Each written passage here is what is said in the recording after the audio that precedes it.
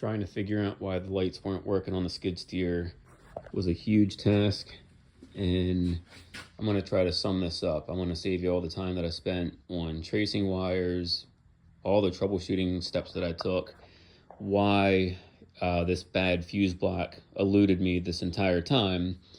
I'm just going to show you a few things that I found while I was doing everything. So to start with, the fuse block here, when it's mounted just like that, I believe that this was the start relay. There was another fuse here, so it was a 10 amp fuse, with this orange wire here.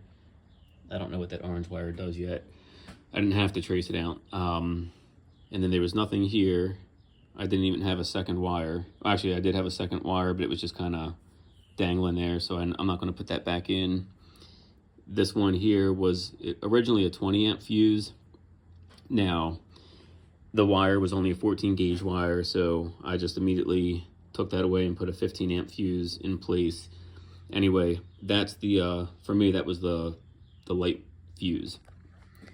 And I traced that light wire out, which goes to the wire harness over here.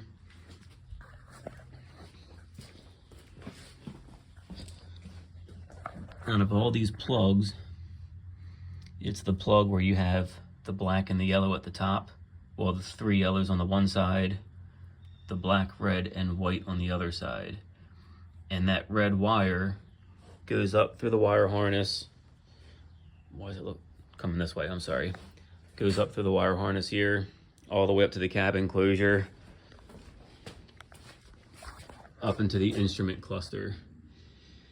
Inside of that harness, it splits into 2 14 gauge wires, one of which is just kind of taped back and this not being used, and the second one was going on the common portion of that double pole rocker switch for the front lights and the back lights. So the problem that I was having here, I do have the key off, yes, was not getting a good connection between the 12-volt strip through the fuse to the other side.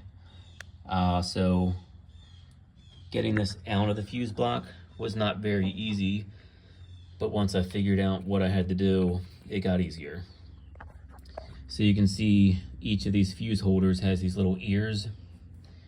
So when they stick up inside of here, obviously the fuse holder kind of looks like this. So that way you can stick your fuse. Give you a better idea here if I, well, that's all my fuses. Anyway, so I took a straight pick and I went right between the plastic and the fuse holder itself. And I had to find that little ear, which I just kind of moved it around until I felt like I got it on both sides. And then I could pop them out. It got to be a little tricky for the one where the 12-volt wire feeding that the three tab strip, because you figure I've got 3 sets of ears, and when it wouldn't come out, I wasn't sure which ear of which fuse holder was still getting hung up on. But anyway, I got them out, and then when I got them out, of course, these ears were all bent in, obviously to get them out.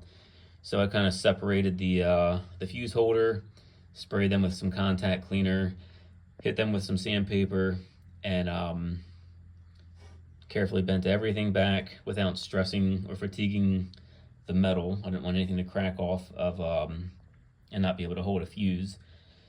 And then carefully bent the ears back out.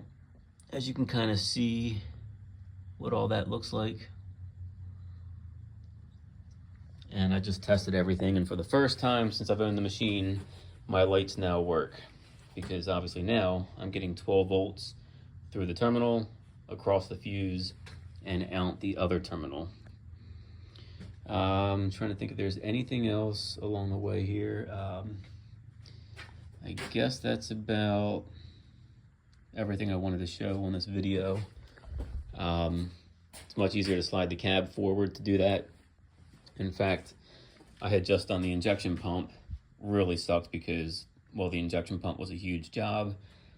Put the whole machine back together, And then I'm like, you know what, I have some spare time. Let me finally dig into the lights not working. And after leaning in that cab enclosure for the better part of an hour, digging into everything, I said the hell with it. Took all the linkages apart and did everything I had to do to slide the cab forward again. And it really made it so much easier to get down in here and clean these terminals. So Case does sell just this for like 20 bucks. Just this 3-tab portion for about 20 some dollars. They didn't get back to me with an answer on each individual one, but obviously I don't see the need to replace it because I was able to clean it up really good.